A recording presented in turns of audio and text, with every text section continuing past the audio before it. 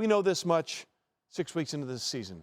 We don't have a clue as to, quote, Kevin Durant, who the real MVP is. Oh. We have lots of potential names. Josina is back with us. Oh, says Josina.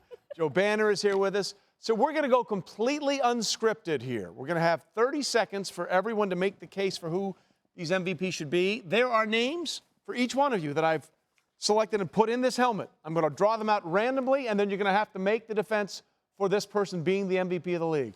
Mark, we're going to start with you. You ready? Really? I get to start. You ready? Yeah. Nervous? You should be. Real scientific method going on. Okay, the first person is Roberto Aguayo. No, I'm kidding. The first person is Sam Bradford of your Minnesota Vikings. Talk about a layup. I gave you an easy one. Okay, Go. well, listen, first and foremost, you're talking about an offense that lost their starting left tackle, their starting right tackle, their starting running back, the best running back in the National Football League, and their starting quarterback. They made a trade for a guy who has come and been a solidifying factor here and has opened this offense up, throwing it down the football field, something that wasn't a part of their offense and something opposing defenses didn't have to defend.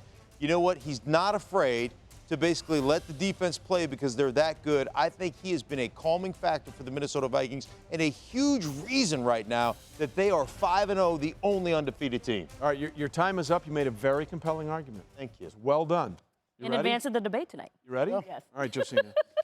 Your You notice selection. I didn't throw out any stats because I don't know any. Probably smart. All right, Josina, your candidate is Rain Dakota Prescott, the Dallas Cowboys. All right, well, Dak Prescott definitely has the swag, unlike Tony Romo. Also costs less than Tony Romo. 7 touchdowns to 1 interception. I think he's definitely maintaining the offensive pace for this Cowboys team. And for him to be able to come in there and not be able to have like a rookie-type performance and do pretty well against these defenses week in and week out when people necessarily didn't even expect that, I think that speaks volumes for him as well, Trey. Well, you know, you mentioned the swag, and he does have the best name. Well, he does. Rain Dakota Prescott. And for as those a of you, fourth-rounder. For those of you that don't know, oh, now the buzzer comes in. Couldn't have it for Mark. Mark went Now over you get 10 it for seconds. Josina. That's how he's going to win. By the way, the best part buzz about these guys early. His name came from his mother's great TV show she liked. It was the Wild West Cowboys of Moo Mesa.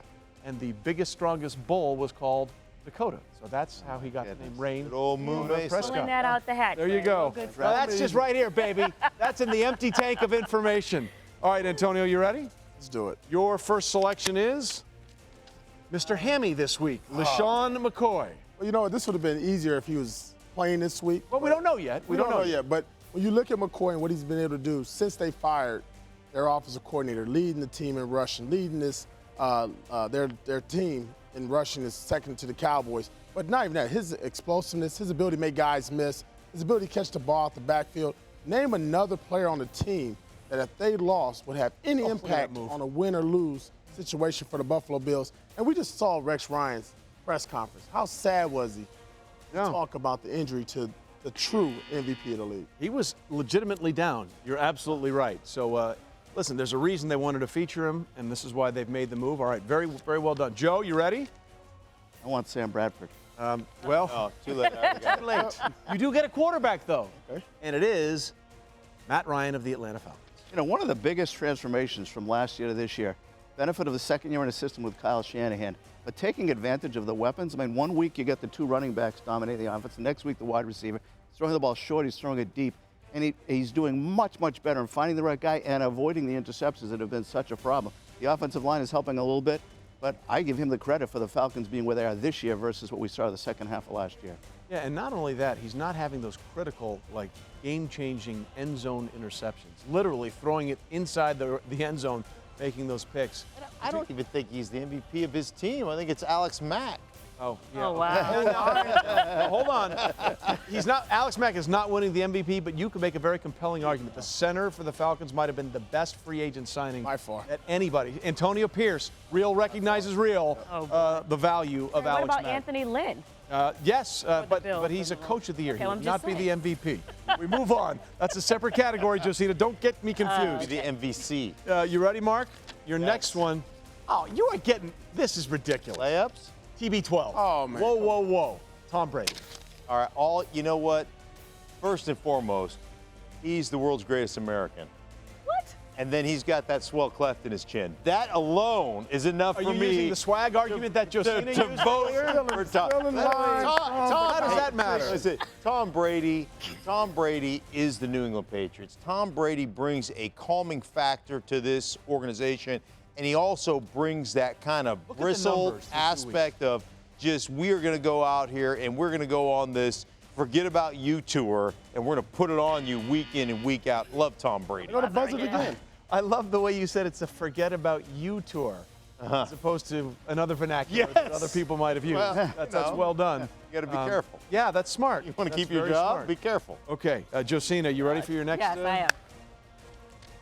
Oh man, What? she's doubling down. What am I doing? Ezekiel Elliott. Okay, so this Nation. guy right now is on pace to be 2,000 plus yards from scrimmage in his rookie season. I think that hasn't happened since LaDainian Tomlinson in 2003. So he is definitely putting up the yardage, and he has the ability to be consistent with his production, considering the line that he is playing behind. Not to mention, he is an absolute star. Because when I saw him in Indianapolis, I interviewed him at the Combine. I said, out of everybody that was there, this guy had the best chance to be the most impact player out of the rookie class. Why are you slapping the table? What did the Because table I'm do to you? making She was points fired up. with my nails that you like. They are unique. Nails on There's no fleek. question. By the way, to the point that she's making, and I think it's important for people to hear this, he's the only rookie ever with 4 straight games, 130 yards or more.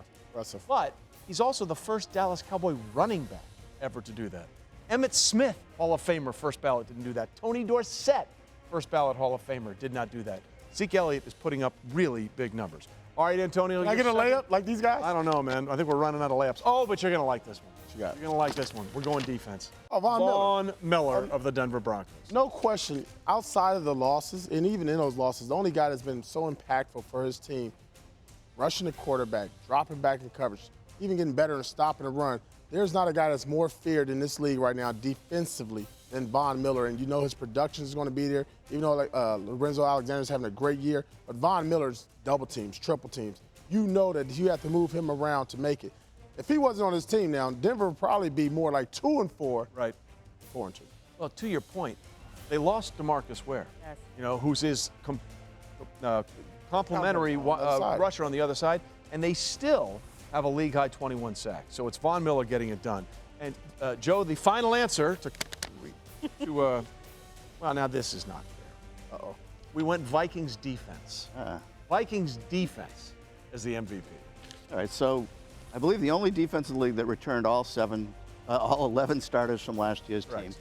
Rare that you get a combination where you've got the ability to pressure the quarterback the way they do, cover the way they do, and have what I think is the best defensive mind in the NFL this year. Played against him in Cincinnati when I was up in Cleveland and had a very, very difficult scheme. When I interviewed coaches and asked them who's the best defensive coach you play against, Mike Zimmer's name came up over and over. Now he's got the talent both in the front and the back side.